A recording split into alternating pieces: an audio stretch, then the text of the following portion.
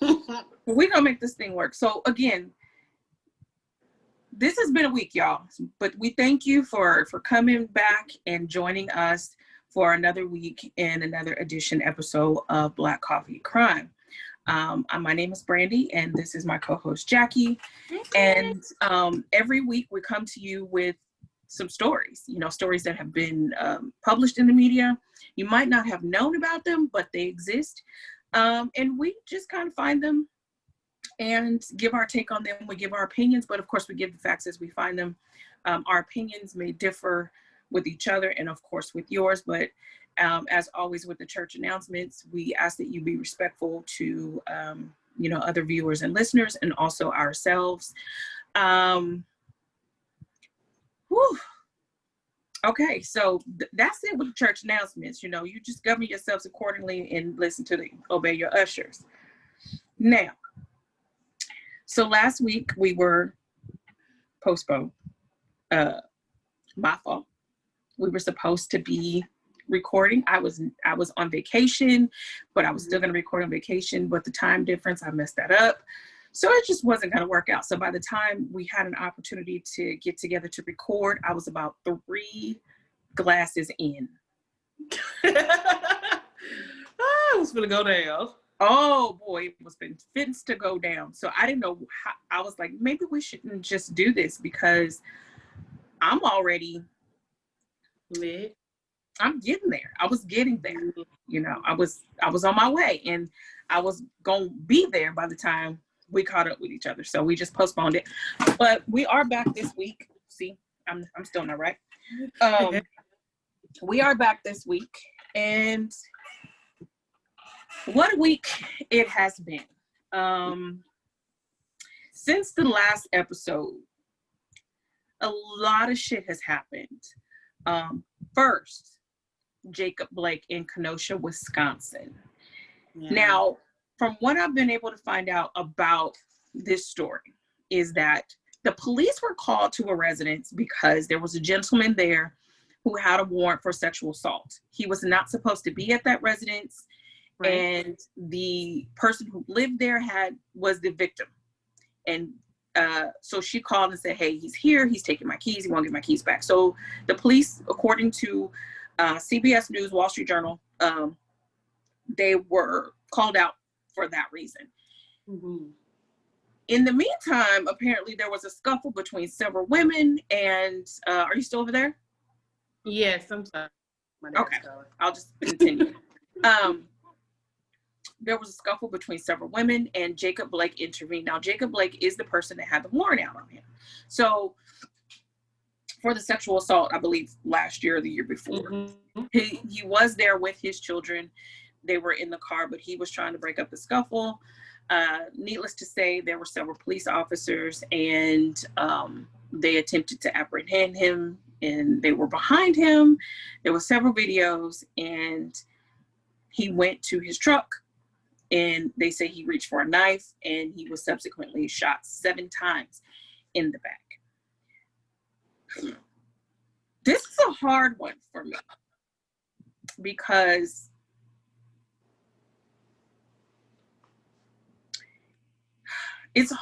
I'm not in any way saying that this man deserved to be shot in the back. Nobody deserves to be shot in the back. Mm-hmm. But he shouldn't have, and again, this doesn't condone the officer's behavior or the shooting, but he shouldn't have been there. I don't know why he went to this woman's house. I don't know. I guess they had relationship or situationship, for years or whatever. And, at this point he was there to take her keys or whatever. So it seems like they were in a contentious relationship, and it just kind of escalated that day. But from what the videos that I saw is that there were like 4 officers. I didn't see the whole video because I think it's like violence porn or whatever, and I just can't do it anymore. But the officers, there were like 4 of them behind him, and it looks like even before he went around to the front of his car, they had already had their weapons drawn. They did. Before he even went around, before he got to the door, those weapons were drawn. It was already. And I'm kind of like you. Like I said, I don't condone what they did. Matter of fact, I'm really pissed off about it. Mm-hmm. But also, I'm like, why were you over? Just some things you have to just gotta let it go. Clearly, it was a situation that could have been avoided by him not have gone over to the house. Right. For whatever reason, he was there because he wasn't supposed to be there by the warrant and the order of protection. He was not supposed to be at that residence. Mm-hmm. However, again, there's conflicting stories about him having a knife. One of the officers said he had a knife, and then, well, it was in the recording, the video said that he had a knife, but then it said that he didn't have a knife. No, from what I saw, because I didn't watch the video. Once those shots, I can't get past that. What I do know is they did find the knife in his car. However, he got to the car enough to hold the handle, but not enough to open it. And he just kind of, like most of the time, what they do is panic and just empty the clip. And it says in the article, I believe it's CBS News, an article from CBS News, that they had drawn their tasers, they had used their tasers, but of course I didn't watch the entire video, so I didn't see that part. Me either. But what I did see was the officer directly behind him with his weapon drawn, and the officer behind him with his weapon drawn. And then they grabbed his shirt when he was getting into the car or reaching to get in. It looked like he was getting in the car, but again, I didn't watch the whole thing. That he was trying to get into the car, and they had his shirt. Like, why wouldn't you yank him back? At that point, yank the man back and throw him on the ground. But you shot him 7 times in the back. One time too many, but 7 times is an egregious miscarriage of justice and excessive force. But the opinions that I've seen online is that he shouldn't have been there. He was a criminal and he could have prevented it. He could have just stopped. But listen, you could say that all day. He should have just stopped. He should have just listened. He should have just this. But he's not a trained professional. Right. There it is, right there. These people are supposed to be trained professionals. And as a trained professional, you should handle the situation different. And I know there's the argument that they fear for their lives. You should have been fearing for your life when you went down to the academy to apply for the job. You knew what the job was when you applied for it. You weren't shanghaied, you weren't commissioned, you weren't drafted. You voluntarily applied to be a police officer, knowing that you would be in situations where your life would be in danger. So, and my uncle is he's a detective now. He was a cop for many, many, many years. And that's one of his main arguments is, I know what I signed up for. I signed up for the possibility that somebody could try to shoot me, kill me. Somebody's going to fight me. They're going to run. And that's why it's my duty to make sure that I'm doing my end on what I've learned to do all the steps that I'm supposed to go through, my protocol, before I draw my gun. And so, because he has a really strong stance on, I back the blue because he works for the blue. But at the same time, it's like, we have protocol. Why aren't y'all doing protocol? Why is your first your first thought to pull out your gun? Like, why is that kill? And they are kill shots. These are not shots to wound or to unarm. Right. These are kill shots. I'm like, you're not trying to do the kneecap or nothing. No. And that's the thing that really, really drives me crazy is that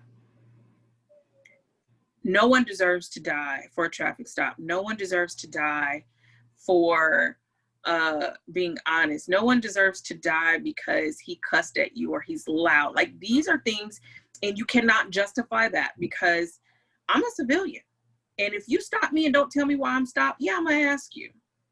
If you all of a sudden just start cuffing me or roughing me up, I'm gonna ask you. My first reaction is to, one of Newton's laws of physics is every reaction has an equal and opposite reaction.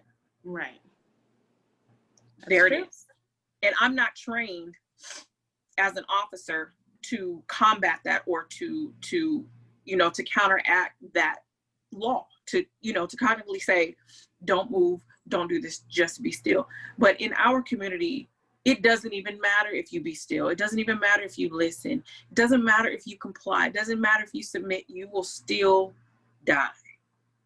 Right. So unfortunately, we're in a situation where it's a catch-22. Right now, Jacob Blake is still in the hospital. He was chained to his bed, although he is paralyzed because of the pending warrant. The warrant has been vacated, but he still possibly could face charges.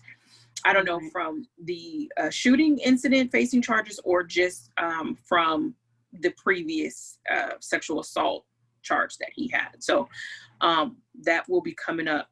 Now, another crazy thing that I saw today, and I did post this on Facebook, was there's a gentleman called Elijah Weatherspoon, a young gentleman who went on a boating trip with like 7 or 8 friends. He didn't come back. There was himself, everyone was white except for him and another of the friends. But Elijah didn't come back. There was conflicting stories about what happened to him, all these things, but it reminded me, and in the article, it talks about Tamala Horsford from Georgia that we did in our very first episode, how you're with some friends and all, maybe it's a coincidence, but all the friends are white, and the black person dies and no one's story is straight. No one knows. There seems to be elements of foul play, but in the Tamala Horsford case, it was accidental death or whatever, but her bruises and things to her, I saw that, were inconsistent with an accidental death. But, that's out, as things happen and we see more things on the news and in the media, quite sure we'll be bringing that up. 2 more things. One, in 2008, here in Texas, in Grapevine, there was a guy, his name was Yasser Abdel Saeed. He killed 2 of his teenage daughters with an honor killing. What his oldest daughter was supposed to, they were from Egypt. His oldest daughter was betrothed, and she was supposed to go to Egypt and get married. She didn't want to. She was very much a Western teenager at this point. She didn't want to do it. So he and his wife had broken up, got back together, broken up and got back together. So this happened during the holiday season, around Christmas, I believe. And he called and said he wanted to come over. And he said, the mom said, okay. So he comes over, he picks up the 2 girls. His intention was always to kill them. And he did, in the back of his cab. From the jump. In the back of his cab. He, did he stab them? No, he shot them several times outside of a motel in Irving. And the youngest daughter called 911 as she was dying. And there are recordings that you can find on the internet with that recording. It's very, very chilling. Yes, very disturbing that she was trying to let everyone know what happened. Well, he ran. He was on the FBI's 10 most wanted list since 2008. However, he was captured. He was captured on last week. They arrested him in Justin, so that's in the DFW metro, right. In the metroplex. The wife, she knew where he was the whole time. His baby mama, whoever she want to be, she knew who he was, where he was the whole time, along with his brother. I feel no sympathy for her because she knew her babies were being abused, and the older brother the other brother was abusing them. They had some being sexually assaulted, which there are videos of that as well. Not the actual act, but them really crying out stop, leave me alone. And she never did anything. And then they actually ran away and got away. She begged them to come back so they can be abused again. So you can't tell me that he's been hiding, and his brother, who you live in plain sight, as a cabbie. They spotted him in New York several times as a cabbie. So, and he never, he's been on a watch list. So his passport wasn't tagged or flagged or anything to say he's left the country. So it's, you could probably say he's never left the country and that he's been around the entire time. But she knew of the abuse. But that day that she let them go with him, it's kind of like a battered woman syndrome, but then also too much submission, because she's not Egyptian. She's an American woman. Mm-hmm. So it's really crazy that a mother would allow that. But, in other stories that we've done, we know that sometimes mothers don't act like mothers, and parents don't act like parents. But so he has been captured. And here in Texas, I'm quite sure the justice will be swift. And because they don't play down there in Huntsville. No, they don't. Do not. So it's be interesting, and I'm quite sure we'll be seeing things as time goes by. And of course, we will always bring you updates on anything that we find and anything that we talk about on the show. Now, one last thing before we get to talking about Janelle Carwell. All right, y'all. I think I'm gonna need some more tissue. Okay, so as you see, my makeup is a little dark, and I did this because I had to. Okay, I'm crying. Jesus.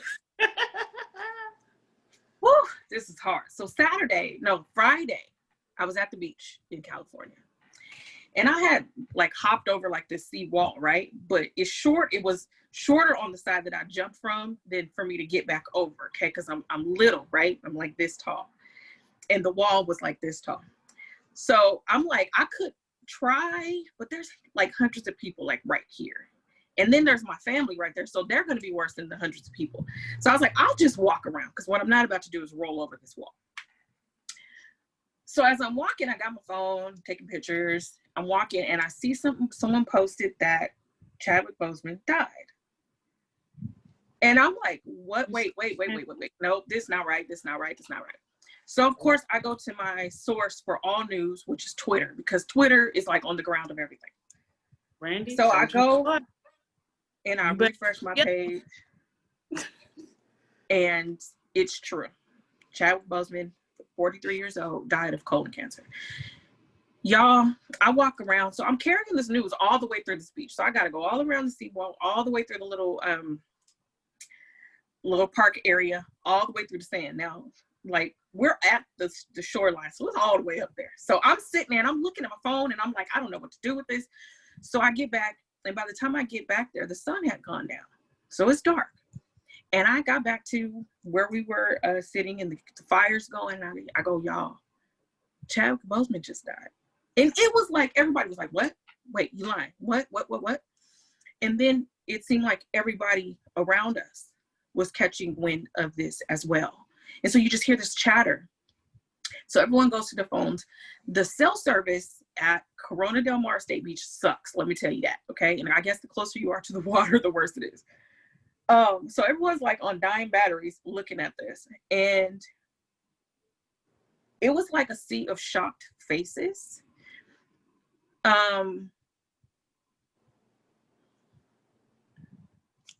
didn't know what to do with that. It's the saddest thing. Apparently he had stage 3 cancer for the last 4 years, which that means he had it when he was filming Black Panther.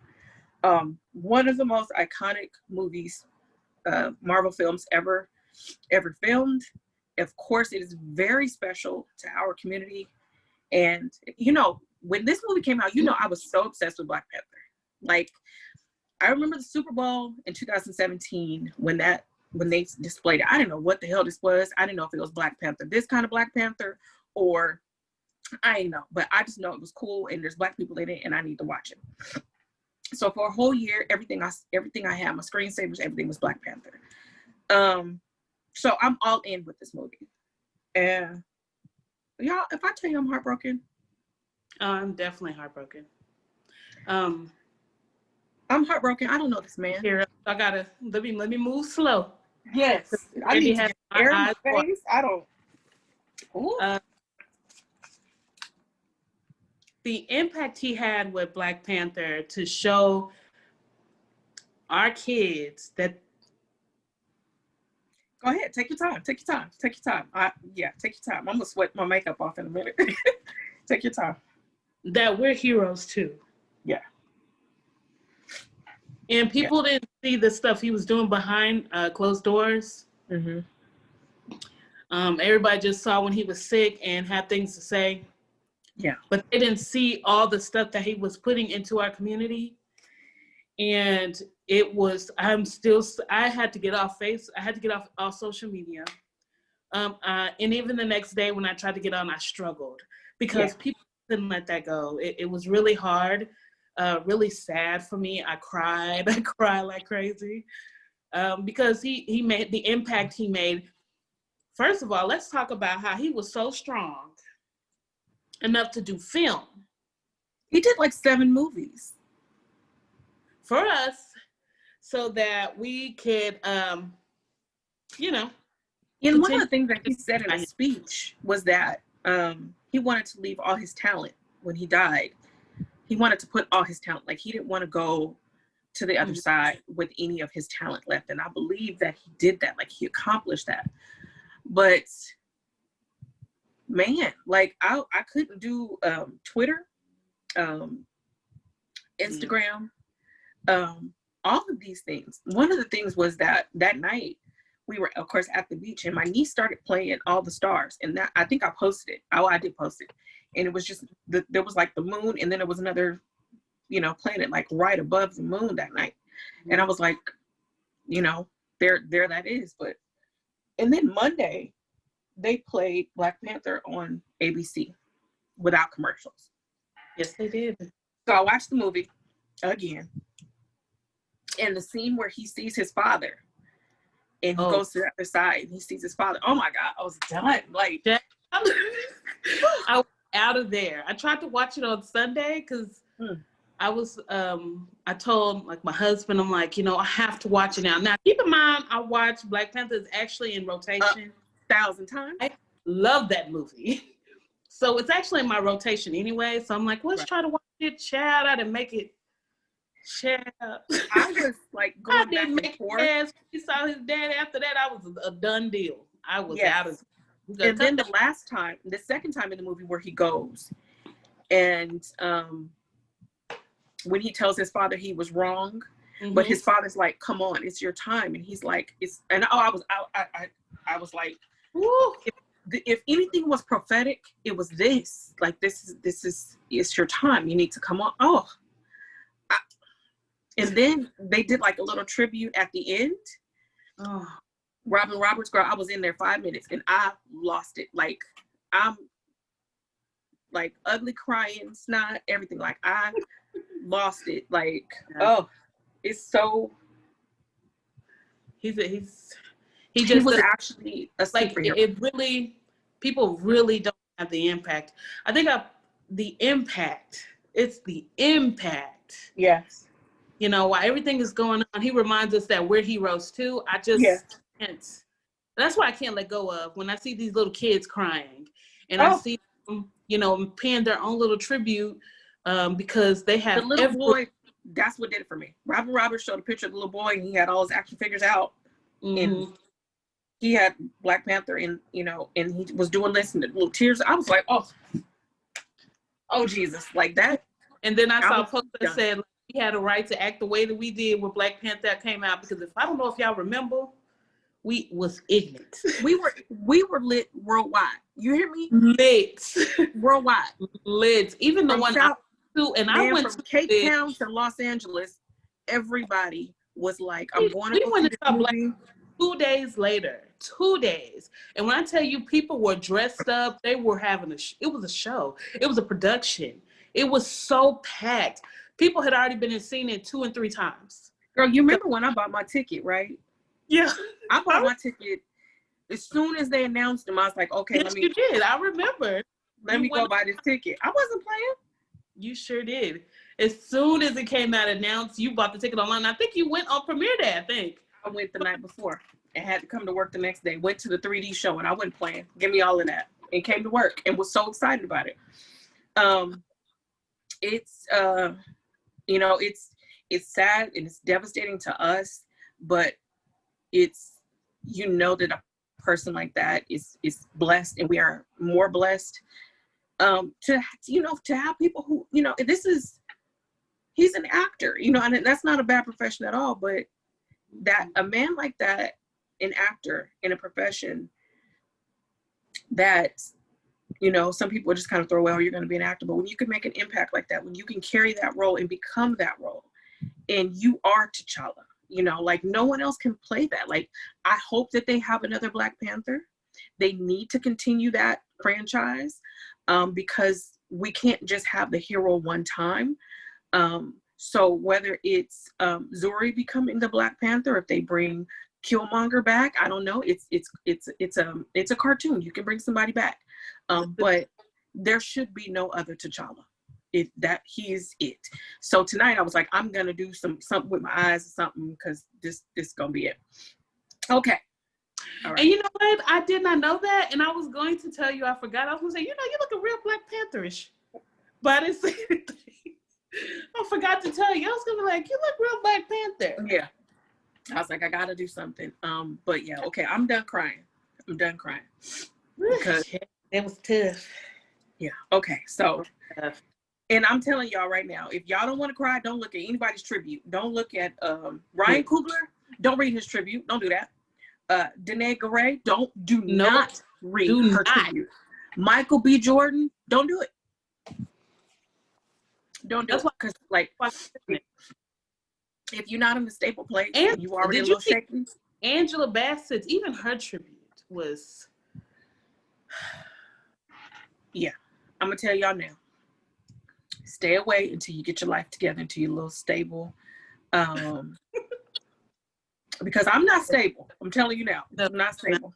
No. I'm liable to cry again at any time.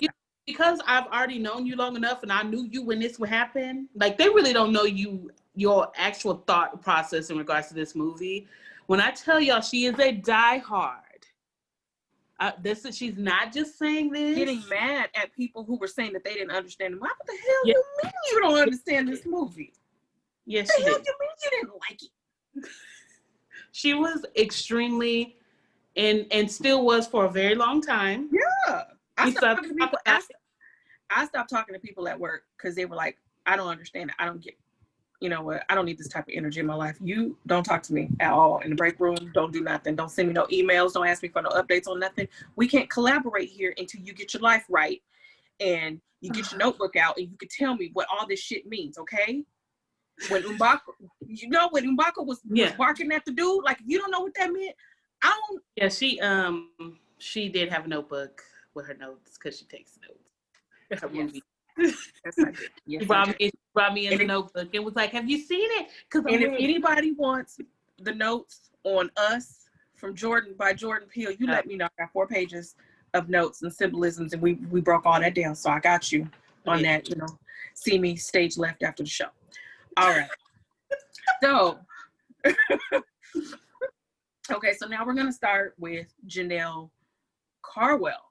Now, I was a little bit familiar with this story because I'd seen it on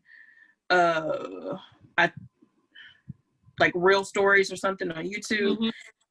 Real Crime Stories on YouTube, and I'd seen it on another crime story on ID Discovery. But there's been some updates about about that story quite recently that are even more shocking than the initial story. So plot twist. So plot twist. What's going on with the Janelle Carwell case? Okay, so Miss LaTanya Janelle Carwell, at the time I believe she was 15. I didn't write down the age. I'm sorry about that. She was 15 on April the 17th of 2017. First of all, there is no backstory to the mom. Nobody. All it is Janelle stayed with her stepmom and her mom. Mm-hmm.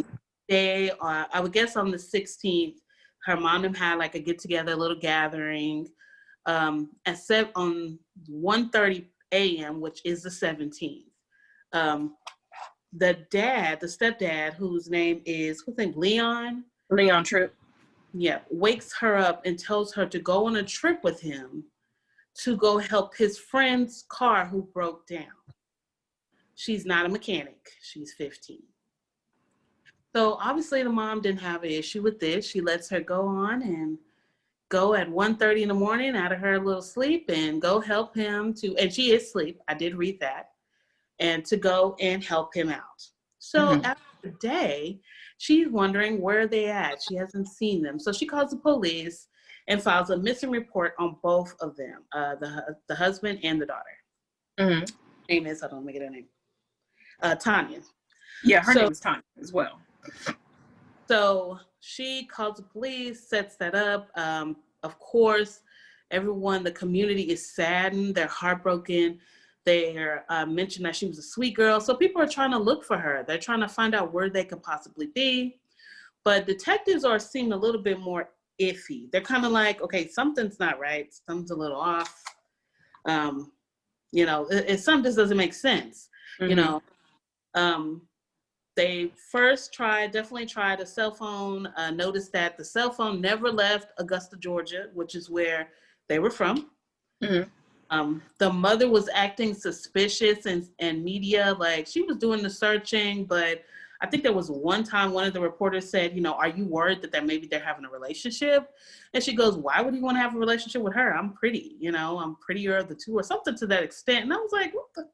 But if y'all seen pictures of the mama, she sure wasn't though. She wasn't. She might have had a nice spirit, but it didn't match her face. Yeah. So on let's see, April the 26th, they found Leon's car abandoned. And it was only a mile away from their home in Augusta, Georgia. A mile. So had the car been there the entire time, or did it just appear? Because the community did come together to search for her. So right. I think that he took it back there because there wasn't anything saying that it had been there the whole time. I think they just took the car back and found somewhere to as well find out, you know, he ain't no good person. People had already started talking about how they had seen him in Atlanta, Georgia. How, you know, he was pretty much hiding in plain sight because he was missing, but people were seeing him, his friends, family. They were like, well, we think we saw him already, you know. She's saying she don't know what's going on. She don't understand, and, you know, still doing the search. So on May the 1st, police did track down Leon. They had a certain specific area in which they had got word that he hangs out at. So they had a survey. And who did they find with him at the U-Haul storage location? Tanya, the mom. The mama. And then when they caught him, he gonna say, well, he gave her a bus ticket to go back to Augusta. That he hadn't seen her since that day. He just up and dropped her off at the bus stop. No reason why. Just up and dropped off at the bus stop so she can go back home. And Tanya is saying, well, she didn't know, but she don't think that he heard her. But did his car break down? Or was it the friend's car that broke down? Because if his car didn't break down, why didn't he take her home? Right. It's supposed to have been the friend. And how far out were you that you gave her money for a bus ticket to get back to Augusta? Because I didn't look at the difference between Augusta and Atlanta. But I mean, it's a ways, but what were you going? You said you was just going up the street. Right, to go help a friend with a disabled car. Up the street, the little city area name was Clarksville. So it was supposed to be like really close to where they were at, just like another county over, or a suburb over. But he gave her a bus to come back home, and, you know, he doesn't know where she was at. That's the last thing he did. And the whole time this is happening, Tanya, the mother, is standing by his side. She's saying, no, he didn't do anything. And they're like, okay, well, how did you know where he was? You must have known where he's been this whole time. Like, we've been searching for him. We've been asking you. You've been telling us that, you know, You want to find them, and this whole time you're with him. So eventually, let me see what date it was. On May the 23rd, not May the 23rd, I'm sorry, March of 2018, a year later, they end up charging, they found her body, that poor baby's body, and end up charging the stepdad with murder. So they didn't find her too far away from the house, though. No. She was like, what, 3-4 miles away from the house? Yes. That means they moved the body, in my opinion, because I had a cousin that went missing one time, and let me tell you how those search parties work, and this is in the country. They literally cover as much land up to at least 15, 20 miles. It is drastic. It is a big deal. It's a big party. Even if you got 6 people involved, I promise you, they are looking, they are searching. I just don't know how she would have been skipped over if the mom was really putting him. Was she kind of deferring them to a different spot? Like, okay, I think we should try here. You know, was she doing that and trying to avoid? I think so. No, I'm thinking about it. Yeah. I think so. So a year later, they find her. They charge Leon with her murder. Mm-hmm. Now, what happens after that? Well, they charged Leon and Tanya. Tanya got second-degree murder, and they come to find out they had been trying to murder that poor baby. Plot twist. Okay, hold up. One of the things that's crazy is because she was actually getting money. So, of course, when someone dies in this day and age, there's GoFundMe and lots of crowdfunding ways to raise money, you know, especially in the Black community. I don't know how it works with everybody else, but Black people die, we take food, we give money, you know, just to help out the family. Mm-hmm. You know, not even in that particular time, but afterwards, because there's a lot of stuff that happens after the person crosses over. So people were doing all this crowdfunding online. You know, it went national. Tanya is collecting money to help find her daughter. But she knew where her daughter was the entire time. She knew what had happened to her daughter the entire time. So she's on the news. She's giving interviews and all of this stuff about finding her daughter. She's around looking like a sad dog. And the whole time she is a dog, but the other kind. And she knew where her daughter was, and she knew where. Okay, look, another thing. Oh, brother Leon had just gotten out of prison 6 months. Was it 6 months or was it a year before he took Janelle? It was about a year, wasn't it? I think like 6 or 7 months, actually. Yeah. So Tanya, the mom, married him. She knew him while he was in prison. He was in prison for some pretty violent crimes like armed robbery. I think some of them were assault. But she marries him. So she knew him. He had moved into the house 6 months prior to the kidnapping. Mm-hmm. So you move this man who just got out of a 9-year sentence. Yes. Into the house with your teenage daughter. Like 5 or 6 for sure. Right. With your teenage daughter. And then you allow this person to wake your daughter up in the middle of the night and take her with him to help someone with a disabled vehicle. Why would he take you, the wife? Yes. Okay, I don't know. I didn't. Who would this be? Like she's a mechanic. Right. And I didn't read this, and I haven't seen this online, but was she dead before she left the house? Wow, that's good, Brandy. Because otherwise, what would be the point of taking her on this trip to help someone if she wasn't already dead? And he took her to help him. Was she dead did he sexually assault her? That has never been discovered because the body had, decomposed for a whole year. But I think that he had been sexually assaulting this girl. Based on what's going on, that he had been sexually assaulting this girl and physically abusing her. And the mom, so desperate, and I told y'all her face, right? And this happens, that you have someone who who wants a man so bad that they will sacrifice anything, even their Right. children, to him, to keep him around.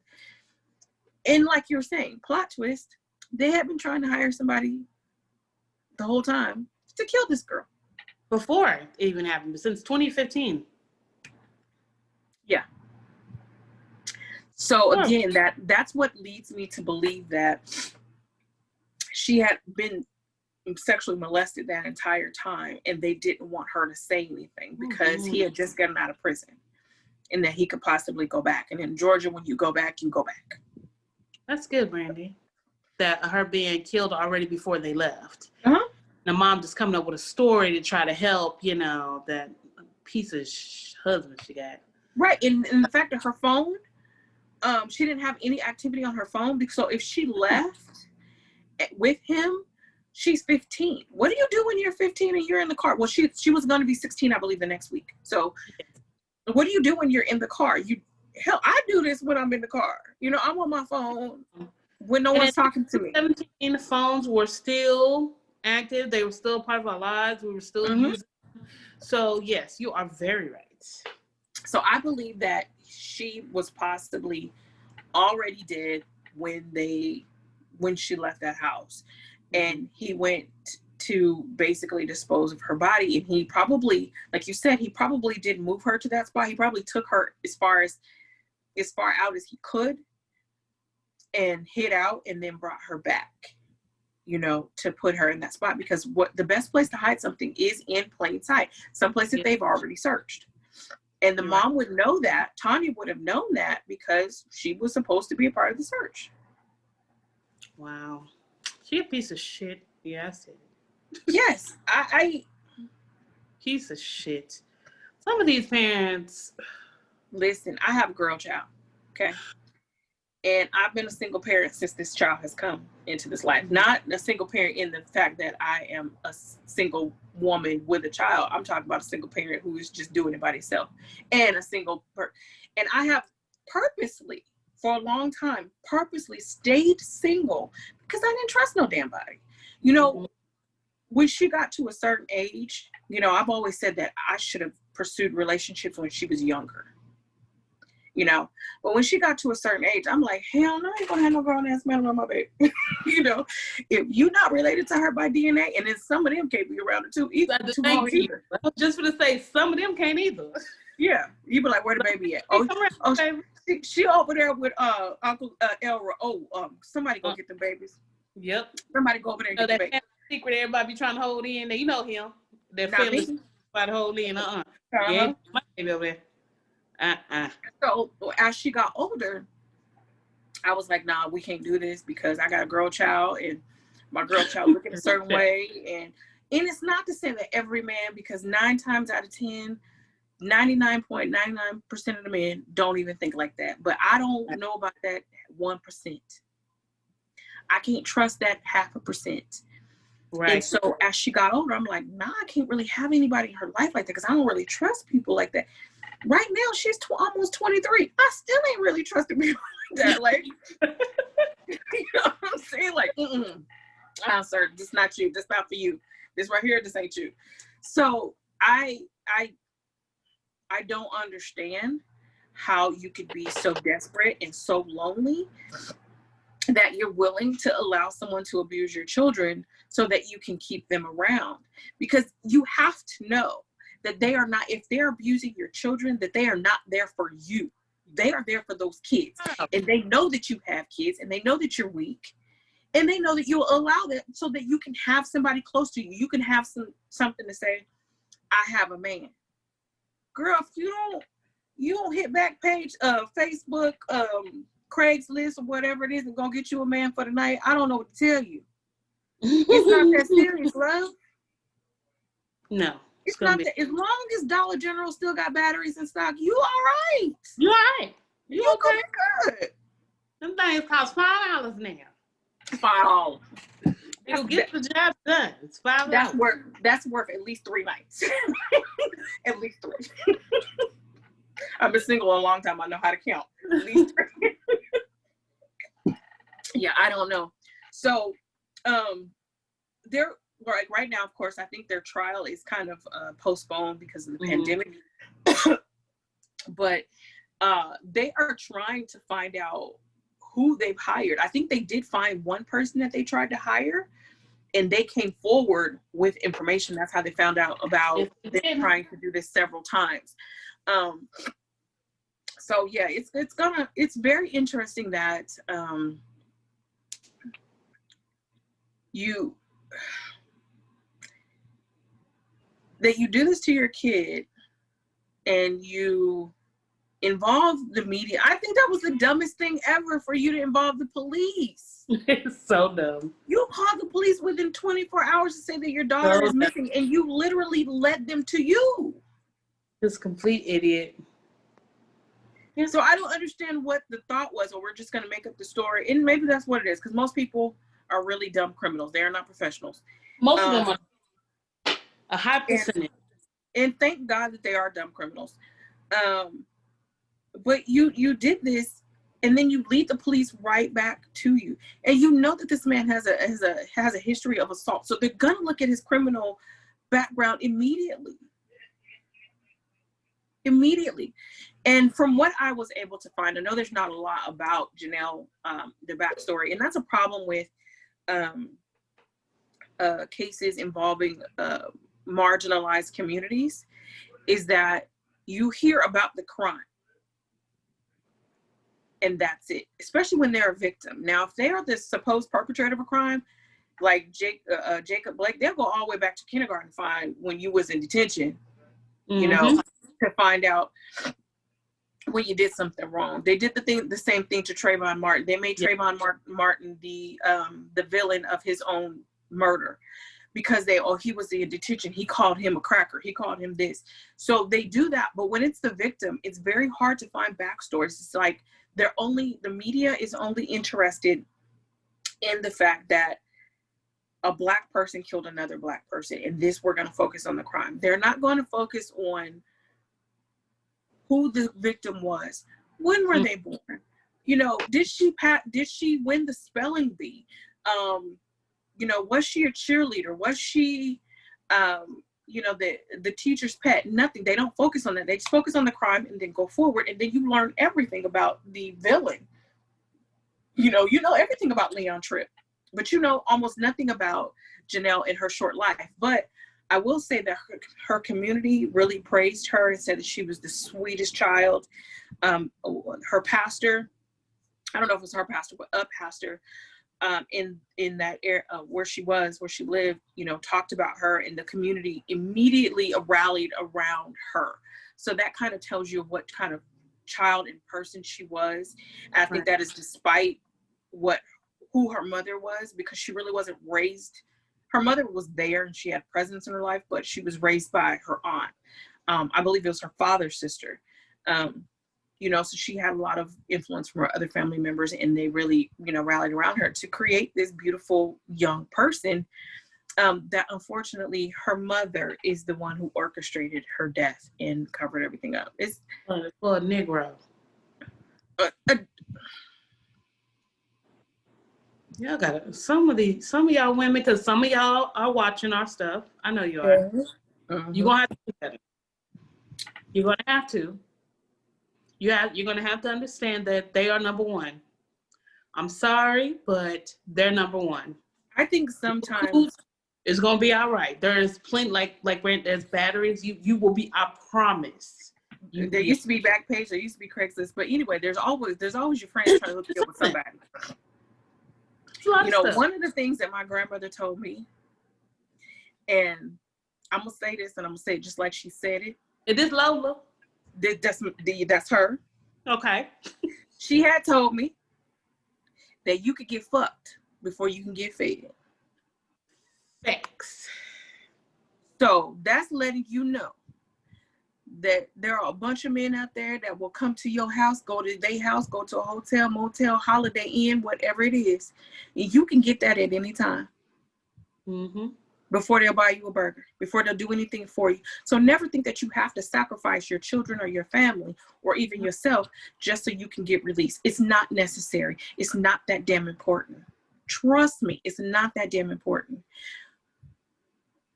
There is nothing on this earth, because your kids did not ask to be here. So it is your obligation to provide at least the minimum of care for them and protection until they are able to provide for themselves and protect themselves, because that's what you did. That's your obligation. So if you have to put yourself and your needs or your wants to the side until they can go out there and do for themselves, and that's what you need to do.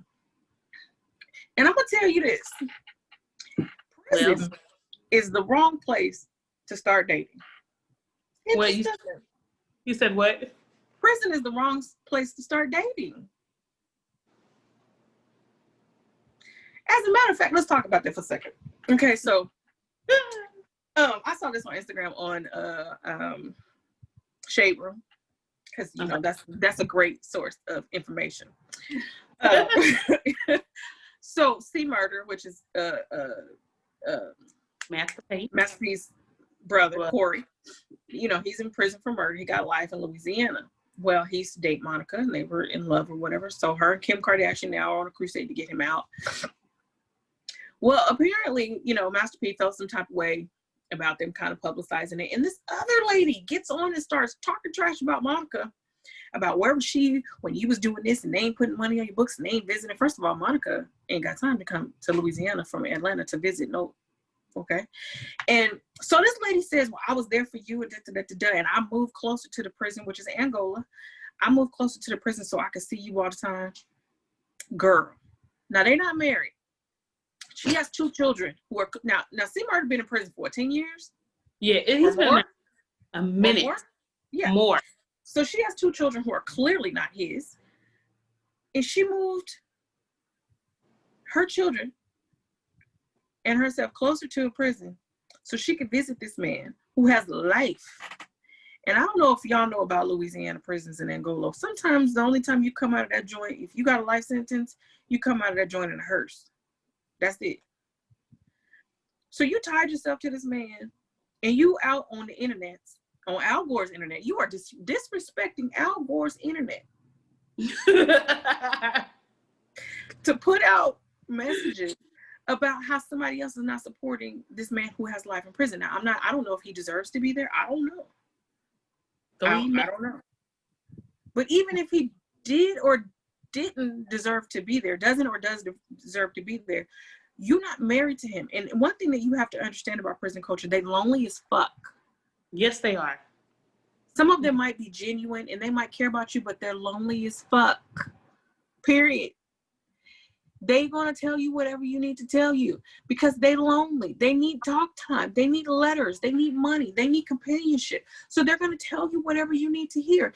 And if you are a weak person, and I'm not saying that these men don't deserve companionship and they don't deserve compassion, because they do. They are human. They are human. They deserve a kind word. They deserve to hear someone, what's going on the outside. They deserve that. But I'll be damned. Brother, I'll be damned if I move close to Huntsville just so I can visit you more every Saturday. Not doing it. And Huntsville ain't that far away. And there's a place over there not too far from Huntsville that got great beef jerky. But it's the Chevron station about 15 miles from Huntsville on your way to Houston. Damn good beef jerky. And they got a Buc-ee's on the way. Mm-hmm. But damn it, I'm not moving out there. Nope. Just so I can visit you. No, I can write you. You got email. I could email you. We could do video chat. I don't know what you, but she moved out there and she like uprooted her children for a man who's not their father. Now, if this was those kids' daddy, that's different. You did this to a man who's not their father. Yeah. And then you put yourself open to this and you've diminished yourself so that you can have someone who has your undivided attention. Wow. Boom. He ain't got shit else to do but to give you his attention. What is my charger? You know? Georgia. Yeah. And now here you are, uprooted those poor babies, taking them in a space that they're not familiar with. They may have been comfortable where they are, their family, and now you've uprooted them because he's cute.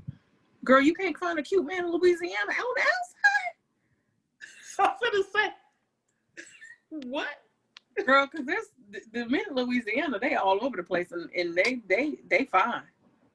And they give you all kind of attention. You get attention at the airport. You be like, and I mean that goes for anybody. They got you. You be like, I just got here, sir. Like they love women. They love. I ain't even got my luggage yet. Can I pick up my bag first before you start? So there's women out there who are desperate. But baby, let me tell you, if you can't find a man in Louisiana, something is wrong with you. You got a glandular problem or something, because ain't no way that you should be moving out to near Angola. And Angola is a farm, y'all. And Angola has been a farm since in the antebellum South. And now it's pre-Civil War.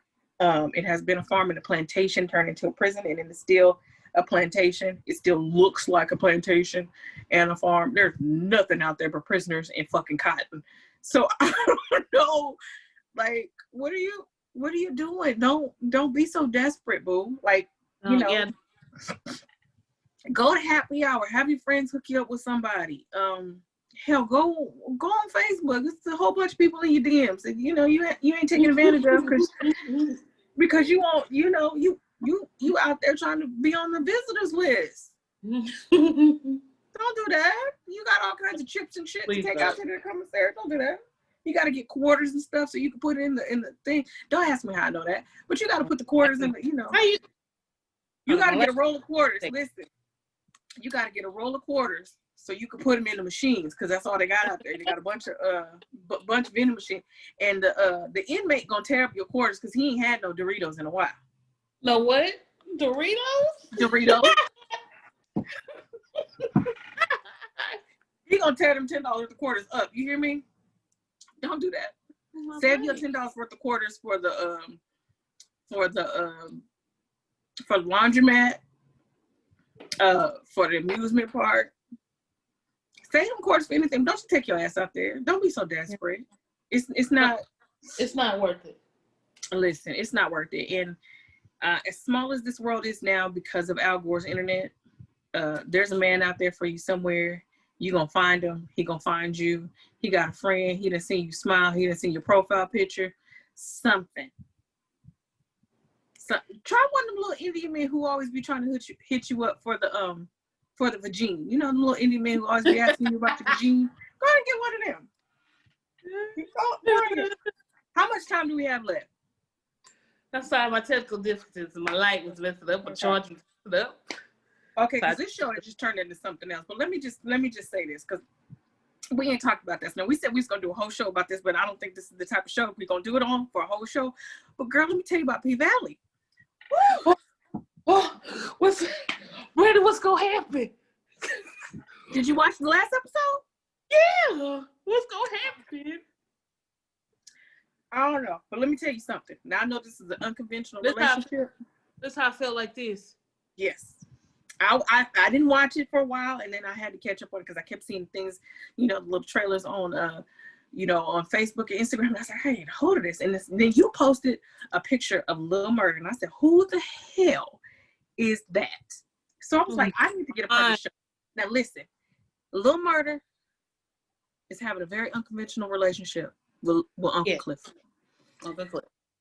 But let me tell you this in very plain language, and I'm sorry if I offend you by saying this, but bitch, if don't nobody look at me the way C Murder look at Uncle Clifford, leave me the fuck alone. We don't need to be together. We don't need to be together. We don't need to be together.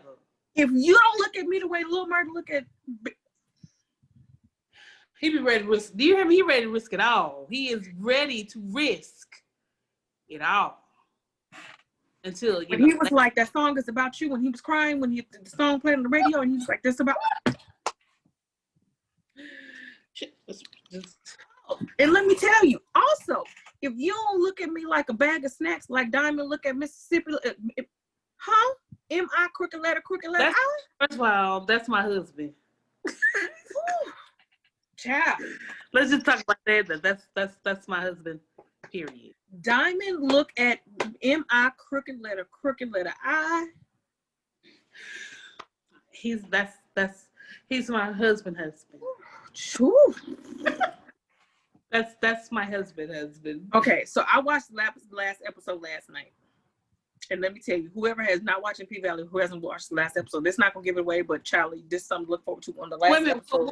Whoa. You said you watched the last episode. Not the last episode, but the most recent episode. Oh, girl, for the sake. Last Call for Alcohol, that's the one. That's the one I watched last night, Last Call for Alcohol. Let me tell you, in the car, that's all I'm going to say, in the car,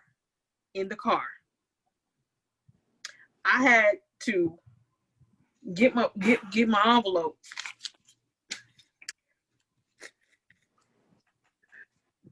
and do one of these here. I said, oh, okay. Here I am, a straight woman that can't find nothing like this. Baby made it romantic. I ain't gonna say nothing. Made it all beauty. For me, it was the looks. It's the looks. Okay. We're gonna leave that alone. But let me tell you, I don't know who the stylist is on this show. You the shit. But I'm gonna need you to give me this that last Call for Alcohol episode. Tell me what color and what brand of purple lipstick that Uncle Clifford had on. I need that. Oh yes, it was so cute. I need that yellow floral tracksuit that he had on. I need the bustle, the red bustle, and the parasol that he had on when he walked in that cotton field, baby. I need that. Yes. And I need somebody to look out for them floral. The corset he wore at that came in through like a bustier, and it was hunty. It looked like it was rhinestone. I need that. Need it. Hunting. I need it. Was a breastplate. It was a breastplate. Yes. The breastplate. I'm gonna need that. Yes, and the floral. Okay, and this is out to everybody on Algorithm. Somebody needs to find me a 7.5 in men's of those floral Air Force Ones that he had on in episode 2. That's all I'm gonna give you. Give me them. Find them for me. I can't find them in my size. They're about 2 seasons ago, but I'm gonna need them in a 7.5 men's. Them right there. So if y'all not watching P-Valley, you're missing out on life. If you're a little homophobic, don't watch the show. But then because do watch the show because it's really not about a homosexual relationship. It's really not about that. No, it's not. It's just about Chuckaloosa. Is it Chuckalisa? Yes. Chuckaloosa in the casino. Down there at the casino in the paint. Yeah. It's about what goes down at the paint, y'all. So if you can and you can spare a few dollars. It's another show. Y'all gotta excuse me, I'm getting it together. It's called Lovecraft Country. I've heard about it. I haven't seen it yet. When I say that Journey's, what's her name? Smollett? Journey Smollett. Mm-hmm. That don't get enough flowers for what she do. I'm gonna have to watch. I've heard a lot of things about Lovecraft Country, and it's a kind of a sci-fi place in the Jim Crow South kind of thing. Yes. When I saw Lovecraft Country, it reminded me of H.P. Lovecraft, who is an author of sci-fi and other in the early 20th century. If you are familiar with a character or entity called Cthulhu, most of y'all ain't gonna be, but he's kind of like has a body of a man, but the face of like a leviathan or octopus or whatever. You've seen it, but you probably didn't know what it was. That's from H.P. Lovecraft. Right. So I knew when I saw Lovecraft, I knew it was gonna be something. But I've heard great things about Lovecraft Country. I think that's HBO. I think that's on HBO, and P-Valley is on Stars, y'all. P-Valley comes on every Sunday, but if you have on demand, there's 7 episodes. Let me tell you, if you watch Lovecraft Country has a podcast dedicated. Shut up! It just came out. To discuss what's going on. Oh damn! I need a podcast for P-Valley because there isn't one either, and it should be. Maybe that's our new project. Maybe next week on we need to put that on Tuesdays or something. Cause baby, so good, baby. Let me tell you about a country man who is in love, and that is Lil Murder, LaMarcus. He fine. And them golds when he smiles. Oh, you see him try to be spicy with his blue hair?